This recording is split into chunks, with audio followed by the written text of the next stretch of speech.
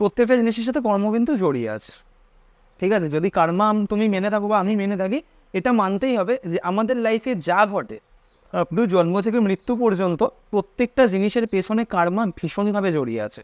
তুমি হয়তো ভাবছো, মানে একটা কথা বলছি, তুমি হয়তো ভাবছো যে আমি তো কারোর খারাপ করছি না, রাইট? আমি কারোর খারাপ করছি না, তাও আমার সাথে খারাপ কেন হচ্ছে?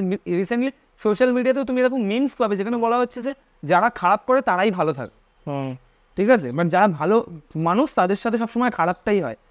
ইট ক্যান বি হ্যাপেন, ঠিক আছে, যে তুমি এই জন্মে হয়তো ভালো কাজ করছো, বাট কোনো না কোনো একটা জন্মে তুমি খারাপ কাজ করেই এসেছো। আর সবসময় একটা জিনিস মাথায় রাখতে হবে, আমাদের কর্ম কিন্তু ব্যালেন্স করানো হয়। যদি তুমি কোনো জন্মে খারাপ কাজ করে থাকো, ঠিক আছে, এই জন্মে তোমাকে দিয়ে ভালো কর্ম করানো হবে, আর আগের জন্মের খারাপ কর্মের ফলটা কিন্তু এই জন্মে তোমায় ভোগ করানো হবে, ঠিক আছে? আমরা যদি আর তাহলে অনেকেই বলে যে এই জন্মের ফলটা এই জন্মেই, না, এটা সম্ভব না বাবা, ঠিক আছে? অনেককে আমি এই কথাও বলতে শুনেছি যে বাবা মায়ের কর্মফল ছেলেমেয়েরা ভোগ করে, কোনো দিন পসিবল না, ঠিক আছে? কারণ দেখো, একটা কথা বলছি যে বাবা মায়ের কর্মফল, প্রত্যেকের ইন্ডিভিজুয়াল কর্মফল প্রত্যেককে ভোগ করে যেতে হয়।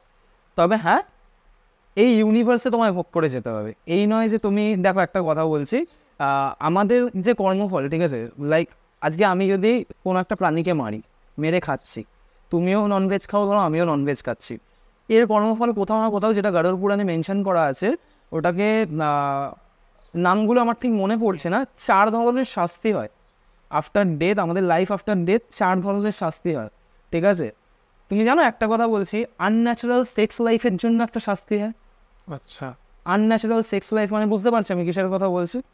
হ্যাঁ, মানে পরকীয়া সম্পর্ক। পরকীয়া, ঠিক আছে? তারপর তুমি হচ্ছে অ্যাবিউজিভ সেক্স, বা তুমি কাউকে ফোর্সফুলি কিছু করছো। আনন্যাচারাল সেক্স লাইফের জন্য তোমার কিন্তু খুব বাজে একটা শাস্তি রয়েছে, যেখানে তোমার জ্বলন্ত কড়ার মধ্যে চোবানো হবে, ঠিক আছে? তোমাকে তোলা হবে, ইনফ্যাক্ট তোমাকে যখন চোবানো হবে, তোমায় যখন তোলা হবে সেখান থেকে, তুমি আবার আগের অবস্থায় রিকভার করবে, যখন রিকভার করবে তোমাকে আবার চোবানো হবে। মানে এইটা কয়েক হাজার বছর ধরে চলতে থাকবে, কয়েক হাজার বছর। আমি কেন বলছি, আমাদের মানুষ জন্মটা না, মানে মনুষ্য জন্মটা যেটা হয়, অনেক তপস্যার পর এটা হয়, এটা লাস্ট জন্ম আমাদের, লাস্ট জন্ম ইন দ্য সেন্স কি, আমি কেন বলছি, 84 লক্ষ জন্মের পর কিন্তু মানে মনুষ্য জন্মটা হয়, ওকে? 84 লক্ষ বার আমরা বিভিন্ন জনিতে জন্মাই। তুমি আরশোলা হয়ে জন্মাতে পারো, তুমি বাঘ হয়ে জন্মাতে পারো, তুমি সিংহ হয়ে জন্মাতে পারো, রাইট? বা তুমি পিঁপড়ে হয়েও জন্মাতে পারো, তুমি গাছ হয়ে জন্মাতে পারো। এবার তুমি ভাবো, তুমি গাছ হয়ে জন্মালে সেটা 200 বছর ধরে বেঁচে রইনি, তোমাকে কিন্তু কর্মফলটাই ভোগ করতে হচ্ছে। ওই যে এই যে তোমার যে সার্কেলটা চলছে না, এই যে সাইকেলটা চলছে, যে তুমি বিভিন্ন জনিতে জন্মগ্রহণ করছো, এতে আস্তে আস্তে কী হচ্ছে, তোমার যে পাপ, তুমি যে কর্ম করেছো, তোমার ফলগুলো আস্তে আস্তে তোমাকে ভোগ করানো হচ্ছে। একটা টাইমের পর গিয়ে তোমার পুরো কর্মফলটাকে কিন্তু শেষ করানো হবে, ঠিক আছে? তখন আবার তোমাকে, তোমার সোলটাকে, তোমার স্পিরিটটাকে রিফ্রেশ করানো হবে, নতুনভাবে মনুষ্য জন্ম নিয়ে পৃথিবীতে বা ইউনিভার্সে রিপ্রেজেন্ট করানো যায়। তাহলে মানুষের পর কি জন্ম, মানে মানুষ এটা তোমার কর্মের উপর ডিপেন্ড করছে, বিভিন্ন কর্মের উপর ডিপেন্ড করে, ঠিক আছে? তুমি কুকুর হয়ে জন্মাতে পারো, তুমি যদি চুরি করো, আমি তোমাকে বলছি, তুমি যদি চুরি করো বা ডাকাতি করো, তার জন্য একরকম জন্ম আছে।